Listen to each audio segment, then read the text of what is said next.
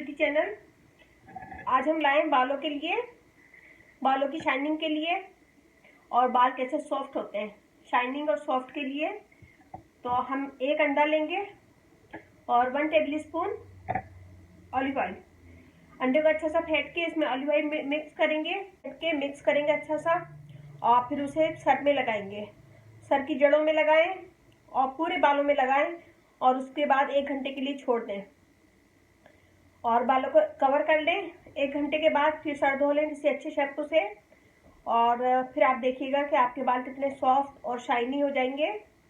और इस अमल को हफ्ते में 1 दफ़ा ज़रूर करें। आप खुद महसूस करेंगे कि आपके बाल अच्छे हो जाएंगे और बहुत अच्छे सॉफ्ट और शाइनी हो जाएंगे। और ये करिएगा, मुझे बताइएगा कैसा लगा। मेरा फेसबुक पेज है, उसे ज्वाइन कीजिएगा, रानीज ब्यूटी टिप्स। और अब मुझे इजाज़त दीजिए। अल्लाह हाफिज़।